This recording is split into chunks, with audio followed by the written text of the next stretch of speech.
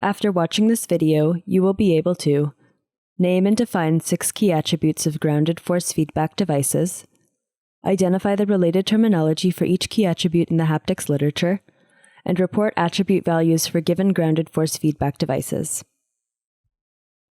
During the last 3 decades, hapticians have designed grounded force feedback devices with a wide range of capabilities. These devices have a plethora of attribute specifications in the literature. For example, Hayward and Astley described 15 attributes, each having several sub-attributes. Simmer listed 46 engineering attributes, and Haptopedia includes 54 engineering and user experience attributes. These device attributes help precisely describe the hardware, but they are not used consistently in the literature, and they may not fully capture its overall affordances. What attributes determine capabilities of a device? In a user study with 18 hapticians, Sefi and colleagues identified 6 key attributes that experts use to categorize grounded force feedback devices. These 6 key attributes describe connection of the GFF device to the user body, range of motion and mechanical structure for the device, versatility of its applications, unique engineering features of the device, and complexity of building or using it. The connection of a device to the user body is commonly described with 2 terminologies in haptics literature, the body part and the end effector. The terms body part and end effector are most common terms used in haptics that describe the connection of the device to the user body. GFF devices can be designed to interface with different body parts. Most commonly, they are designed for hands and fingers. However, there are devices for arms and feet as well. On the course website, you can explore examples for each body part. An end effector for the device can be a handle that allows the user to power grasp with the whole hand, or a handle that allows the user to pinch and grasp the end effector. In this case, the position of 2 fingers are measured. Alternatively, the end effector can be a joystick or a mouse.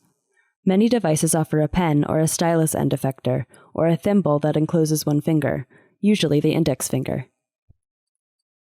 The motion range of a device is usually described by degrees of freedom and workspace.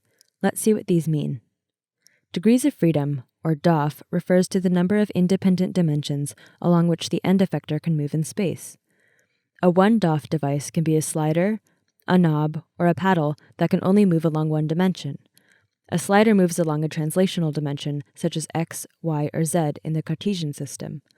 A knob has 1 rotational dimension. A paddle also moves along 1 dimension, but some reports this as a rotational DOF and some a translational DOF. Here are 3 examples of devices that have 1 DOF motion. The motion of a 2 DOF device is a combination of 2 1 DOF movements. Here you have a device end effector that moves along 2 translational dimensions, such as x and y. These devices are sometimes called planar since they can only move in a plane. Pantograph is an exemplar device with 2 translational DOFs. Additionally, a 2 DOF motion can be a combination of a rotation on the handle and a translation like a slider. Here is an example device with 2 DOF motion. Similarly, 3 to 5 DOF devices provide various combinations of 1 DOF translation or rotation. The most common combination is a 3 DOF device that allows 3 translational dimensions along the x, y, and z dimensions. What other combinations can you imagine? Here are 2 devices that have 3 DOF motion. 6 DOF devices are also very common since they allow the full range of possible motion on their end effector. Users can move the end effector along 3 translational and 3 rotational dimensions, as you can see in this animation. Here are 2 devices with 6 DOF motion. Workspace is another aspect of the motion range of a GFF device. It refers to the space that the device's end effector can reach. A device workspace can have any shape, so device creators typically report movement along each DOF, but this does not mean that the workspace is a full cube. For example, the workspace of Haptic Master is a portion of a cylinder. Here's a video that visualizes the workspace for the rice paddle, which is a 1 DOF paddle. You can see that the device moves along a single arc line. This video of Pantograph shows its workspace in a 2D plane. Notice that the 2D workspace is not rectangular. Workspace along the translational is reported in millimeters, centimeters, or inches, and the rotational workspace is measured in radian or degrees. From an application perspective, you can divide the device into a small, medium, and large workspace. A small workspace allows for precise wrist motion, as you can see in this video of teleoperation with force feedback by Moog Haptic Solutions. A medium workspace allows for lower elbow motion, as shown in this video of Phantom Touch X by 3D Systems Incorporated. A large workspace allows for full arm or body motion, as you can see in this video of Haptic Master by Motec Medical. The majority of GFF devices provide a small to medium workspace. However, a few devices exist that provide large or room-scale workspaces. Check out the Workspace tab on Haptopedia and explore devices with different workspaces. Mechanical systems are made of links that are connected together by joints. The mechanical structure or kinematic structure of a device describes the way that the links and joints are connected together. Two common structures are called serial and parallel. In serial devices, the sequence of links and joints does not form any loop. Haptic Master is an example device. In contrast, in parallel devices, the sequence of links and joints form at least one closed loop, as you can see in pantograph. Some GFF devices, such as Phantom Premium, are a mix of a parallel and serial device, where a subset of the links form a loop, while other subsets are sequentially attached to them. Let's take a closer look at the links and joints for an example device. The kinematic structure of Phantom devices is very interesting. The device has 9 links that form a parallel structure connected to a serial structure. The device has 3 motors that provide the force along 3 translational and 3 rotational DOF of the end effector. The user's finger is attached and closed in a thimble. You can find CAD models for many of the devices on the Haptopedia website. Take some time to watch videos of the CAD models on Haptopedia to better understand their mechanical structure and range of motion. GFF devices vary in the range of applications that they can support. Some devices are designed with a specific application in mind. GFF devices for medical stimulation and rehabilitation are common in this category. Devices that target special sports or physical entertainment for those in education also fall in this category. Specialized devices can have properties that are unusual or undesirable for a typical haptic device.